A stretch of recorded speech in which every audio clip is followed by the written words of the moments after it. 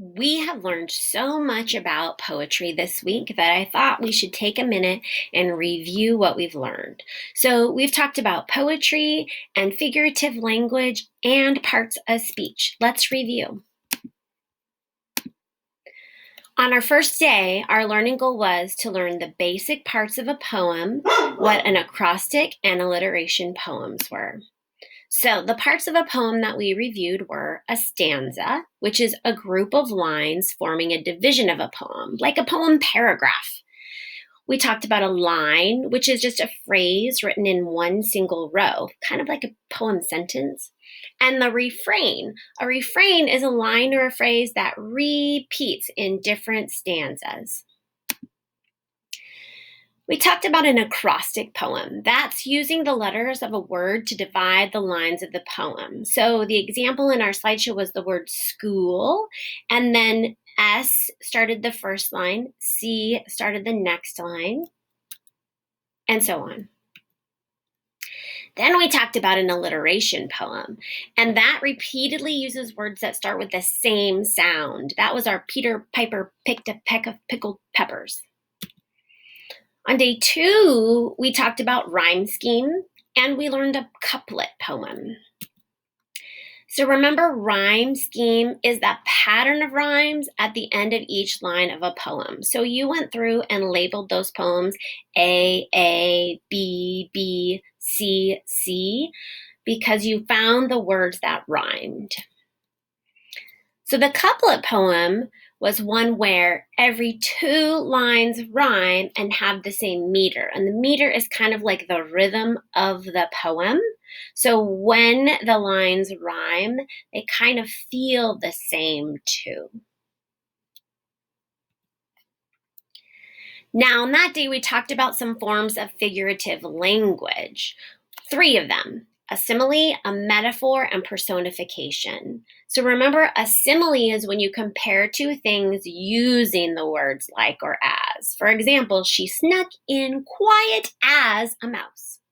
A metaphor is really the same, only we don't use those words like or as. So we're comparing 2 unlike things. Like this example, he was a monster on the soccer field. He really wasn't a monster, but he was acting like a monster.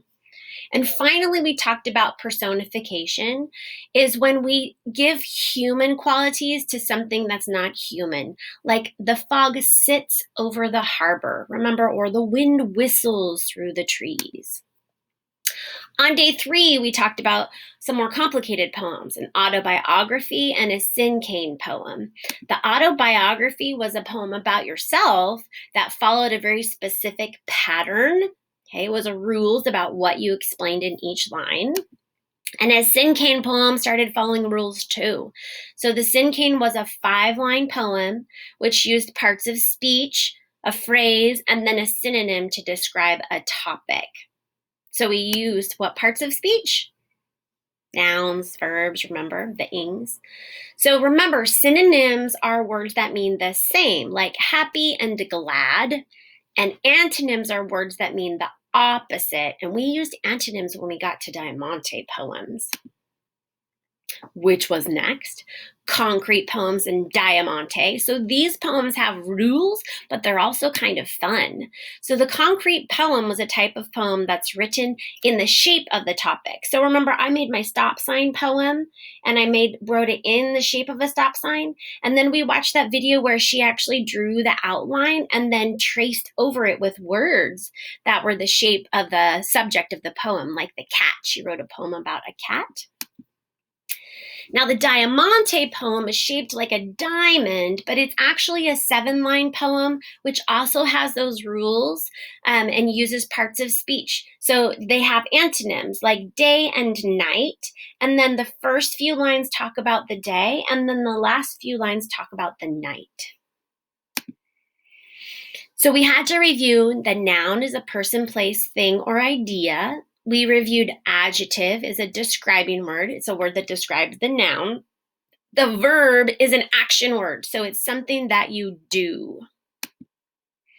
The last day, we talked about haikus and limerick poems, and we learned about onomatopoeia, another type of figurative language. So remember, I was saying the haiku is the one poem that I remember from my elementary school experience. It was a 3-line poem about nature. Now we switched over here from words to syllables. So the first and the third lines of a haiku poem have 5 syllables, and the second line has 7 syllables. And remember, the syllables are the chunks of the words that we hear. Syllable has 3 syllables. The limerick is by far the most complicated. It has 5 lines. It has to be funny. And the first, second, and fifth lines rhyme, and they have to have 8 to 9 syllables. The third and fourth lines rhyme and have 5 to 6 syllables. So those are cute and funny poems, but they're a little bit complicated to write.